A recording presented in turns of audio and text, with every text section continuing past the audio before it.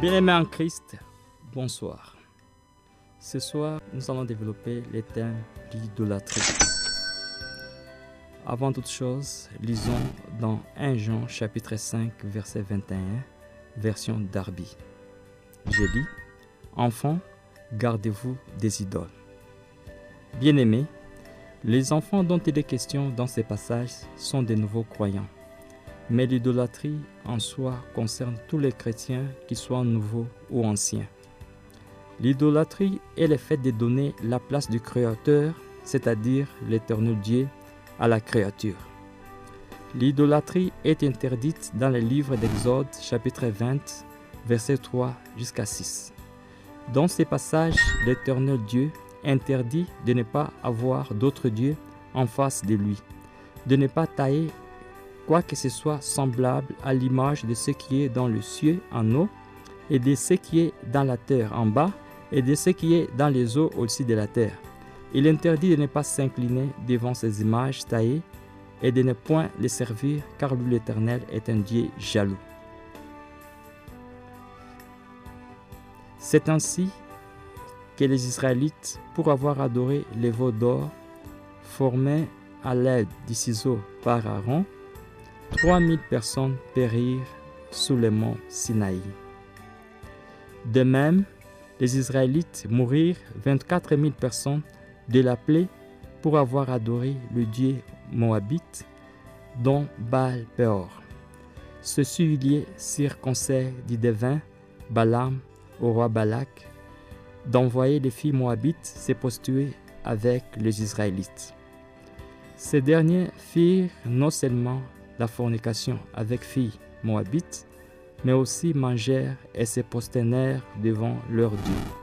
Nombre chapitre 25, verset 1 jusqu'à 9.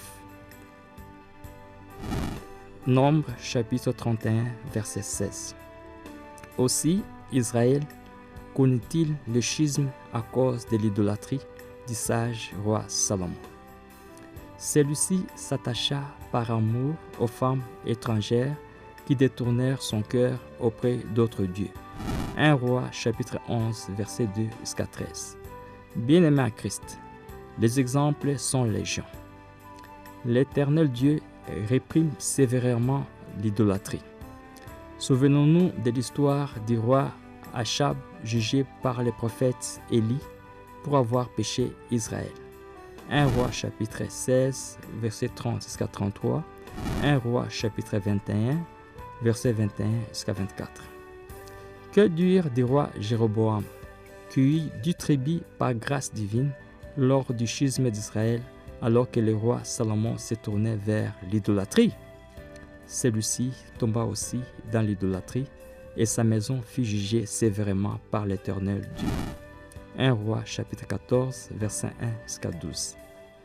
De nos jours, il se développe une sorte d'idolâtrie dans nos églises. Il s'agit du don spirituel. Certains serviteurs de Dieu utilisent leurs dons spirituels comme idoles. C'est ainsi qu'ils étalent leurs exploits sur médias et s'arrogent certains surnoms.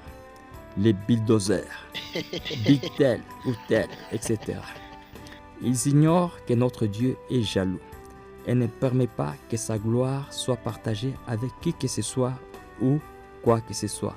Exode chapitre 20, verset 3. Seigneur Jésus-Christ ne nous recommande-t-il pas de réagir après chaque exploit spirituel comme suit? Je cite, « Nous sommes des serviteurs inutiles. Nous avons fait ce que nous devions faire. » Luc chapitre 17, verset 10. Deuxième sorte d'idole, de la charge spirituelle. Bien que les surveillants de l'Église méritent de double honneur, ils ne doivent pas s'attribuer la place de Dieu de telle sorte que certains cantiques soient composés à leur honneur et non à celle de Dieu. Que ce soit nos cantiques, nos prédications, notre adoration, Jésus-Christ doit être au centre de toutes ses activités et non un serviteur malgré son titre. Troisième idole, de la vente de certains objets. N'avons-nous jamais vu des serviteurs nous apporter l'eau du Jourdain, de la terre de Jérusalem, etc., pour que nous les achetions et qu'à travers lesquels nous serons bénis selon eux. Autre source d'idoles, des talents. Chers musiciens, chantres, ne transformons pas vos talents en idoles. Dans la vie quotidienne, nos conjoints, nos fiancés, nos enfants, nos emplois, notre argent, nos habits, notre fortune peuvent être nos idoles. À chaque fois que nous oublions de mettre Dieu avant tout et au-dessus de tout, nous devenons les idolâtres susceptibles d'être frappés par lui.